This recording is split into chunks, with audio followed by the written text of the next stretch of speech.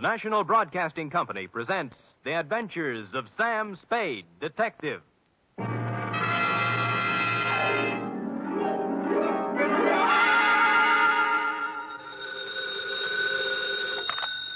Spade Detective Agency. Me, sweetheart. Oh, it's you. What kind of a greeting is that? Oh, it's you. Well, Sam, I may be only your secretary and all that, but I do have feelings, you know. What have I done now? If you recall... Yes? You were supposed to take me to the Geary Theater last night. Yeah? And you never showed up. Well, Effie, Oh, I know. You'll make up some big story like you always do. Always an excuse. No, I'll try to tell you the truth. And then... The truth. It'll probably be a story about at least 2 or 3 people being killed. Yeah? How you had to be there to straighten the whole thing out. Well, as a matter of fact... And there'll be beautiful women with hair like carved smoke and crimson slashes for mouths. Mhm. You would leave that out. Now that you mention it, Eff, And you'll there throw in was... shooting and getting knocked out and glass keying your way into houses and anything else you can think of. Effie. Well, if you think that I'll fall for that... Effie, will you please... What's your big fat story? You've already told everything about it, but the title, I might as well add that. My big fat story is called The Shot in the Dark Caper.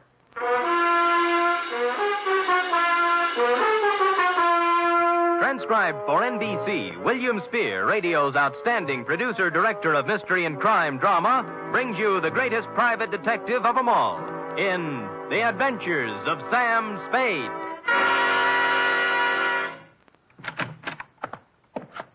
Effie? Yes, Mr. Spade. No, Effie, don't be like this. I promise you tonight, right after this report, we'll go to the theater, and we'll have dinner, too. Any place you want. Sound good? You're the employer. The faster we do the report, the faster we get out. And I won't even take time out for a drink. So come on, let's go, shall we? Hmm? Oh, Sam. You see? I can't stay mad at you. Date, fill it in. To managing editor, San Francisco Evening Gazette. City, from Samuel Spade, license number 137596. Subject, The Shot in the Dark Caper. Or, Stop the Presses. Spade has his pants caught in them. Caught? Dear News Hawk. The next time you have a bright idea about a story, count me out. There's too much work for the money it pays, and the glory just doesn't exist. I don't mind being knocked on the head, shot at, lied to, double-crossed, and otherwise treated cruelly by circumstance, but to do it all in one night, just so you can have a scoop, and then be referred to in your columns as a Gazette staff member, well, my professional pride was severely injured. I am a detective, sir, and nobody's staff member. Well, now that that's off my chest, here in journalistic prose is what happened starting yesterday afternoon. Sam Spade Detective Agency? Yes, he is. It's for you, Sam. I'll take it in here, Ed. Spade. This is Woodrow Wilson. Really? Well, I'm sorry. I have Teddy Roosevelt on the other phone. It might take some time. You better try me later. Bye. Spade. Huh? Somehow I thought you were above that sort of corny repartee. I am above nothing, sir, as long as it's ethical. Now, which Woodrow Wilson is this? I'm the new managing editor of the Evening Gazette. Well, welcome to town. What can I do for I you? have a job you might like, an interesting job and interesting money. How interesting? If you find out what I want, you can almost name your own price. Can you get over here in 3 minutes? With any sort of a tailwind, I'll make it in 2. A new track record.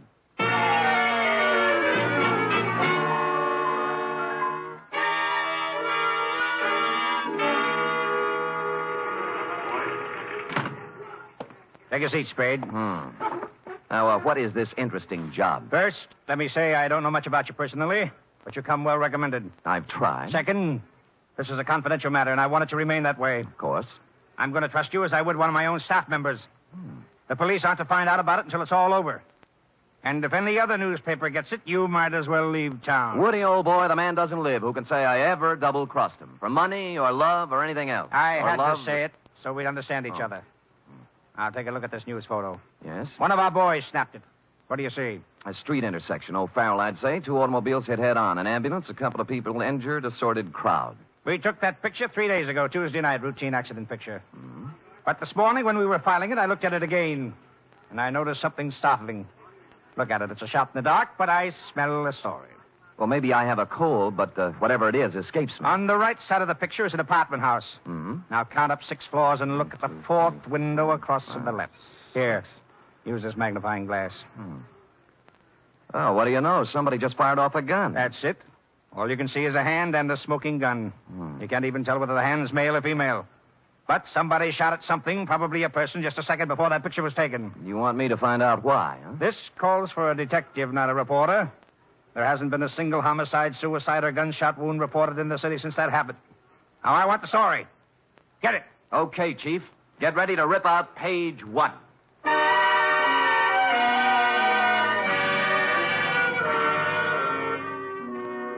The apartment house was the Greystone. It was actually an apartment hotel and a little shabby.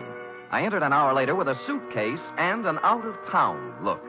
The nameplates on the mailboxes showed about 5 vacancies, including one on the 6th floor. I rang the manager's door buzzer. Good afternoon. I'd like to rent an apartment if I could. Come in. Just drop your suitcase anyplace. My name's Ed Barry. How are you? Your suitcase is leaking. Oh? We charge one price, $175 per night. Well, I don't have that kind of cash with me or my checkbook. Could I pay you tomorrow? Oh, sure thing. Your name? Mark Humboldt. Mark Humboldt. B-O-L-T? Yes, that's it. Where you from, Mr. Humboldt? New York, boy, New York. 48 East 51st Street. Near Broadway. Mm-hmm. Next of kin? Huh? Any family, relatives? No. Oh, you own a car? Look, I'm just renting an apartment, not taking out life insurance. Well, you see, there's a state law here requires us to get this sort of information. I'm sorry, but there's nothing I can do. No car. A bank account? Corn Exchange Bank. You own any property? Yes, I do. Albany, New York. Just how much, would you say? 6 feet in a cemetery. I expect to be buried there. Yeah, well, I guess that about takes care of it. Anything on the 6th floor? Well, why the 6th particularly? My lucky number. Oh, well, I'm sorry. Maybe later. Right now, we got nothing on the 6th. Come on, I'll show you around.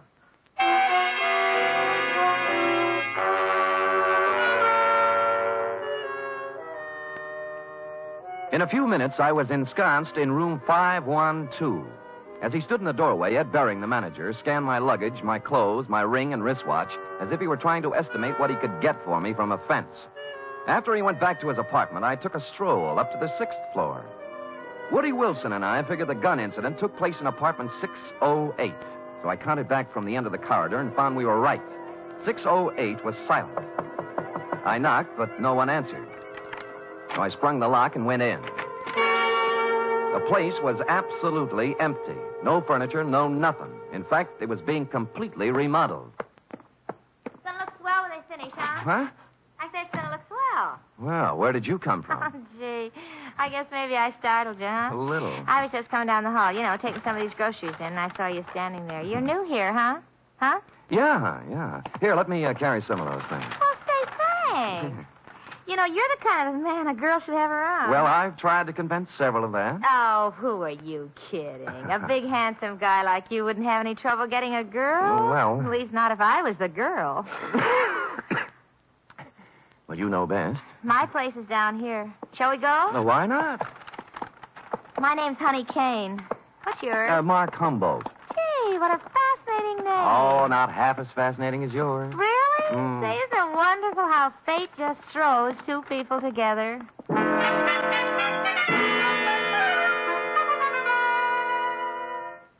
The bags of groceries we were carrying had a layer of dust on them, and the bags looked as if they'd made 50 trips to the grocery store. No one had to hit me on the head. Sam Spade, detective. She was small in peroxide, and if you like 'em stupid, small in peroxide. She lived in apartment 620 with a roommate who was quite a bit different. Prettier, smarter, and quieter. Sandra, I want you to meet this very nice gentleman, Mr. Mark Humberg. Humboldt. Oh, sure, I remember the Mark part, but this is Sandra Lynn. How do you do, Miss Lynn? Hello. Yes, well, nice day. Great. Well, Just put the groceries down here, huh? Oh? There. Now, let's have some fun. Like fun, Mr. Humboldt? Wouldn't be without it. You're priceless. Well, come on, let's start with a drink. How about you, Sandra? No, you kids have your fun. I'm going out for a walk. Mr. Humboldt, you're supposed to be looking at me.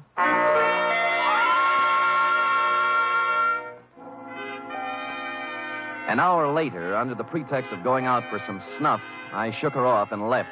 The next half hour went to giving the apartment house a thorough casing.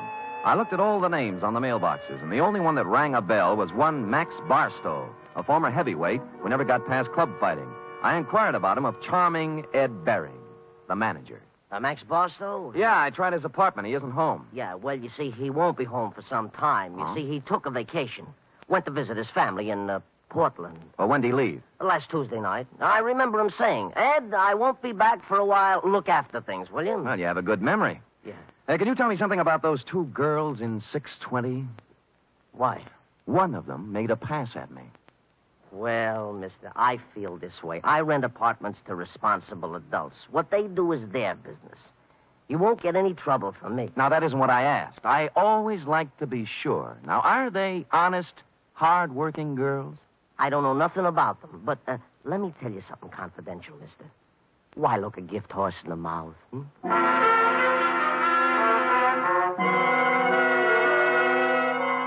Well, I gumshoed around the apartment house some more, and one thing was sure. They were making a number of extensive alterations. For example, in the basement, there was a new cement floor. Said cement floor had been laid, I was told by the janitor, Wednesday morning, the morning after a gun was fired in 608, the same morning on which Max Barstow suddenly left to visit his parents. And about here in the plot, it was dramatically correct to wonder if Max might be sleeping under the furnace with a new cement overcoat covering him. I went back to my apartment for a couple of long ones and some thought. It was getting along about supper time when there was a feminine knock. I guessed it to be Miss Room Service herself, Honey Kane. But no. Better. Much better. May I come in? You may. Shall I leave the door open? I'd rather you closed it. Anything to make you feel at home. Drink? No, talk. Oh. What are you doing here, Sam? The name's Humboldt, Mark Humboldt. All right, play it any way you want. But I've seen you around. I know who you are. You move in today, and half hour later you find our apartment. Why? Your apartment found me. At least half of it did. The gift horse part. Maybe so, but I figure you helped a little somewhere. Hmm. What are you trying to get on us? Nothing. I just moved in here for a place to live. With one suitcase and a bottle? Oh, I'm an actor. Look, whatever it is, lay off, will you? I've had enough trouble in my life. Things are just starting to go right. Sandra, I don't know what's on your mind, but as far as I'm concerned, you're clean. All right? Maybe I made a mistake. I'll try to make it up to you sometime. Well, maybe you can start right now. I think I'll open the door again. Just a question. Seen anything of Max Barstow lately? I knew it was something. I knew it. No, I haven't seen Max Barstow lately. He went somewhere to visit his family, and I'm telling you, either leave me alone or something's going to happen to you. You won't write.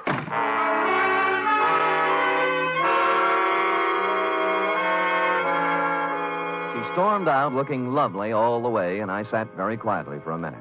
It was the second time somebody said it. Max Barstow was visiting his family. And that was very interesting because, you see, Max Barstow didn't have any family.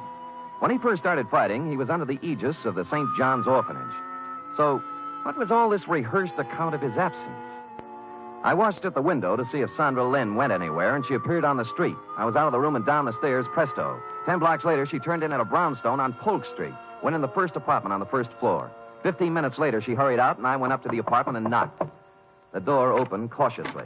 Yes, what is it you want? Is Mr. Fairchild in? Nobody here by that name. You got wrong address. Now, just a minute. He used to live here. No more he does. Well, could you tell me where I could find him, Mr. Sigmund Polkes. I don't know. Try the manager.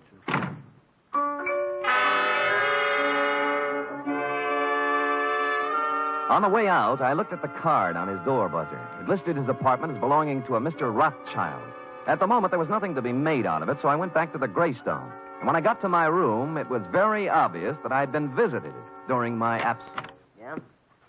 Oh, it's you. What happened to my suitcase? I'm sorry, Mr. Humboldt, but I didn't realize it before. You see, that apartment was already rented, so I guess you'll have to find one someplace else. Look, you have 4 other vacant ones in this apartment house. Give me one of those. Sorry, no vacancy. Well, then give me my suitcase. Yeah, that's the one that leaks. Just a minute, I'll bring it out, Mr. Humboldt. I'll go in and get it myself, Mr. Barry. I said stay out. I said I'll go in and get it. Right, you will.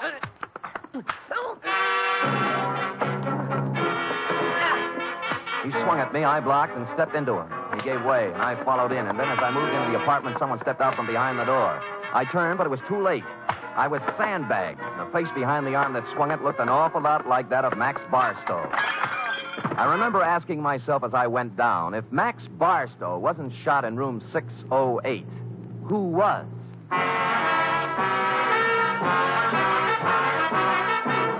You are listening to the weekly adventure of radio's most famous detective, Sam Spade.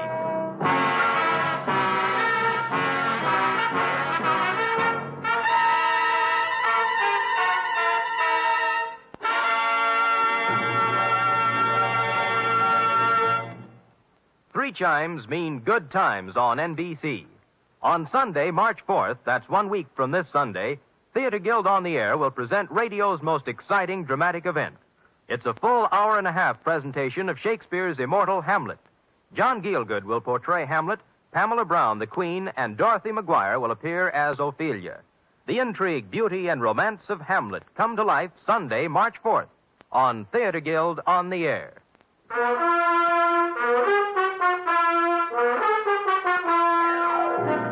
And now back to The Shot in the Dark caper, tonight's adventure with Sam Spade.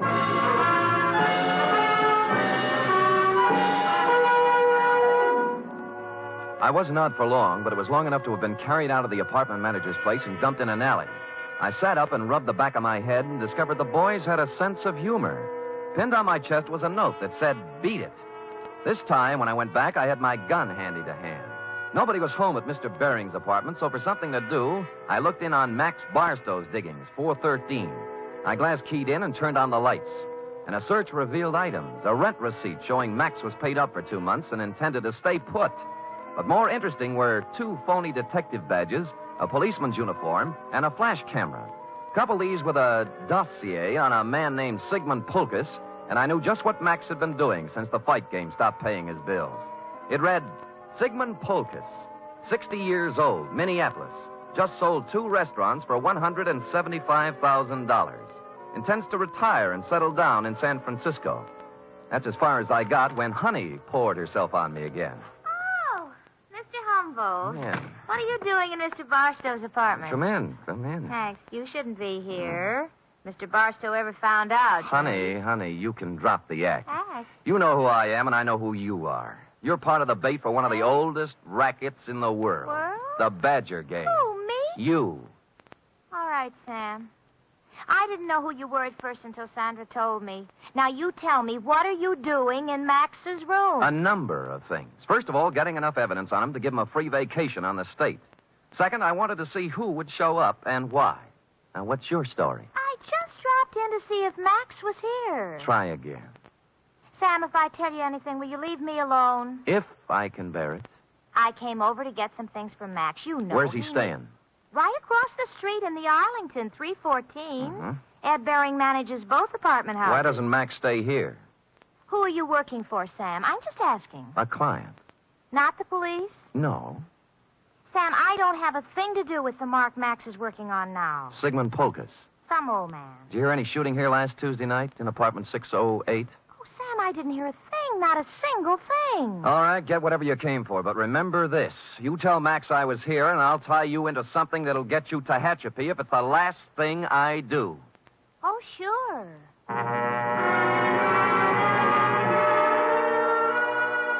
I knew she'd be impressed with that type of threat because her kind of girl lives by playing tag with the law. They want to be it as seldom as possible. I finished the dossier on Polkus and thought a more businesslike visit to the old man was in order. What is it? Oh, you. I want to talk with you, Mr. Polkus. Come in. I want to talk to you. Now. Now, stand right where you are.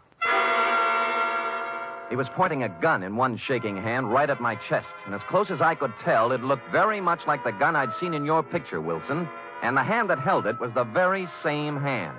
I tried to think of something clever to say. At this stage of my life, it would be very easy to shoot you, mister. Look, I came here maybe to help save you a lot of trouble. Now, if you listen to me, I know why you came here, because I killed Max Barstow.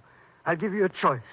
Will you take money, or will I shoot you right here? I'd take the money, but you didn't kill Max Barstow. Don't tell me what I did when I know what I did. Sandra told me one of his gang members was looking for me. But she doesn't understand the power of money. How much will you take to leave us alone to our happiness? What is Max Barstow to you now that he's dead? Look, I don't want any money. I just want it. I felt like a ghost. The gun was pointed directly at me, but nothing hit me. I was surprised, albeit gratified. The little man must have thought I was wearing a bulletproof vest. He didn't look surprised, though. He just folded. I disarmed him and pushed him down into a chair. I had to do it. I had to. I couldn't let you spoil the only bit of happiness I had left in my life. Mr. Polkus, you tried to shoot me, and I'm grateful. It told both of us something. To begin with, you can't kill anybody with blanks in your gun. Blanks? I don't know blanks. Where did you get the gun? I always have guns. Always? And you don't know the difference between real bullets and blanks? You got it from Sandra, and she loaded it, right? Maybe you should know, gangster. Look, I'm a private detective named Sam Spade. Now, if you'll help me, I'll help you. When did Sandra give you this gun? Last Tuesday? Yes. Did you use it to shoot Barstow? Yes. Then he couldn't be dead, could he? This gun wouldn't kill a fly, and besides, I met Max Barstow tonight, alive. I saw him fall to the floor, and blood came out of his coat with my own eyes. Mr. Polkus, you just came from Minneapolis with $175,000. You walked into a shakedown gang. They're after your money. That girl Sandra's just bait. Oh, don't speak about Sandra that way. Sure, she tried to shake me up for money, but only because that man, that Barstow maker.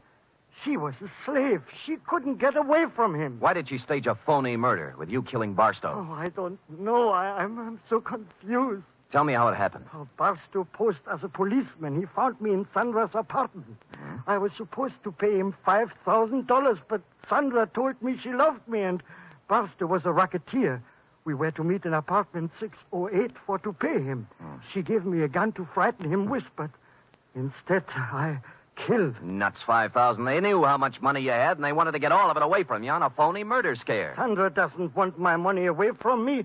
She loves me. Mr. Polkus, I'm sorry disillusionment should come to you so late in life. But I say she loved me, and I can prove it. how? This morning, she became Mrs. Sigmund Polkus.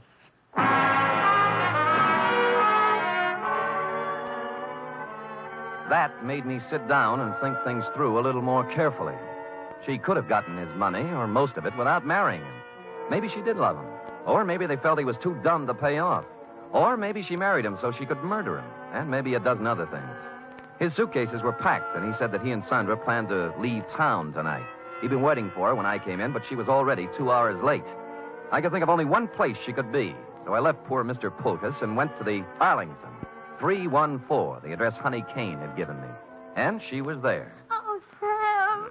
I'm glad you came. I was scared. I didn't know what to do. I'm scared. Now, honey, quiet down and tell me what you're scared about. In the bedroom. Max. He's dead. A knife job. When'd you find him? 5 minutes ago. I was with him before. And then I went out for some Chinese food when I came back. All right. Who else was here tonight? I didn't see anybody. But what? He was awful mad at Sandra. Said she was double-crossing him, and he wouldn't let her get away with it.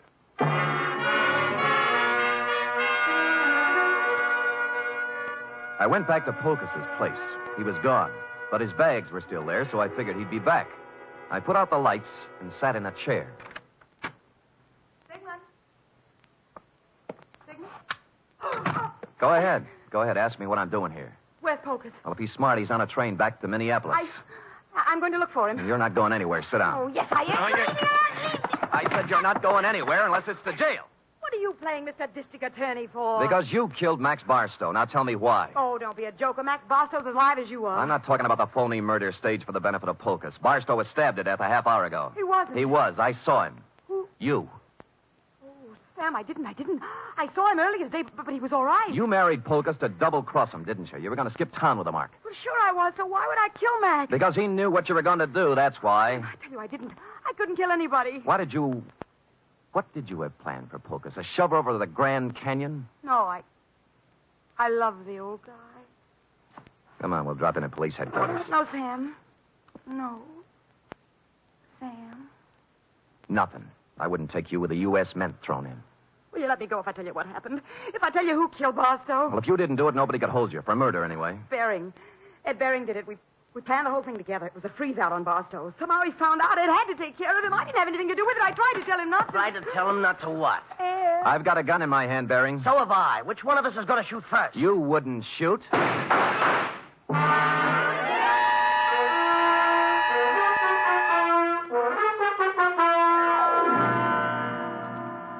But he did. Period. End of report. Sam, is that all?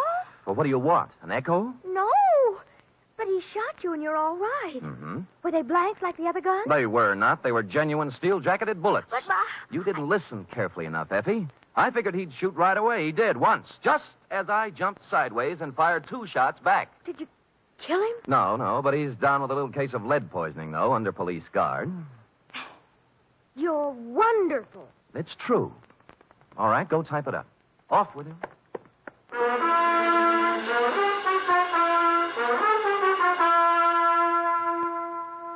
Three chimes mean good times on NBC. Tomorrow, you're invited to a 1-hour concert by the renowned NBC Symphony under the direction of Bruno Walter. Featured soloist for tomorrow's performance is celebrated violinist Joseph Fighetti, who will be heard in Mozart's brilliant concerto for violin and orchestra. It's the very finest in musical listening, every Saturday with the NBC Symphony.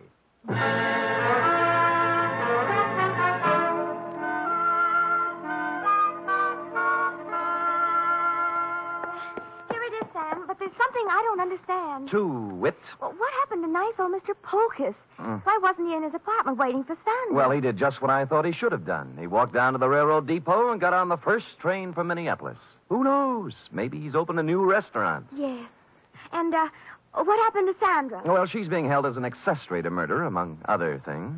Well, if they were married... That's enough, Effie. That's enough. Do you want me to make everything so simple that everybody will be able to figure it out? No, but But you what? I get so confused sometimes. That's most of your charm, Effie. You know, if you were brisk and efficient and cold, we'd never have any fun, would we? I guess not, Sam. We do have a good time at times, don't we? Yes, we do indeed. Like right now. Come here. Oh, Sam. Fire in a man's veins. Maddening, that's what. Don't say any more, Sam. I don't know what I might do. I'd love it, whatever it was. I better say good night, Sam. Good night, Sam. Good night, sweetheart.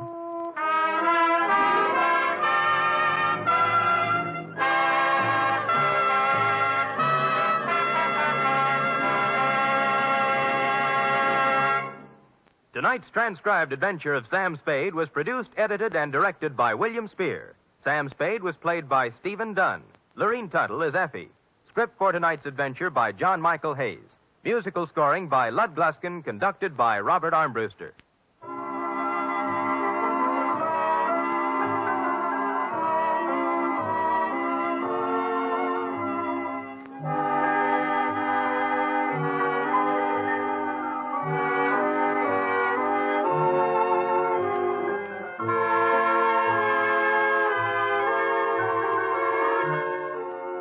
Join us again next week, same time, for another adventure with Sam Spade. Sam Spade lives a life of peril. Well, in these days, we all live in a time of peril. Each of us is contributing something to help meet the emergencies that we face as a nation. There's one definite thing that every one of us can do to help. February 28th is being celebrated as Red Cross Day. Supported by the people and schooled by years of experience in war and peace in times of disaster, the Red Cross has now been assigned unprecedented tasks in the interest of national security and world peace. You can help mobilize the forces of mercy for the protection and defense of your family, your community, and the nation through generous support of the 1951 Red Cross Fund campaign. Join the magnificent Montague then at Duffy's Tavern on NBC.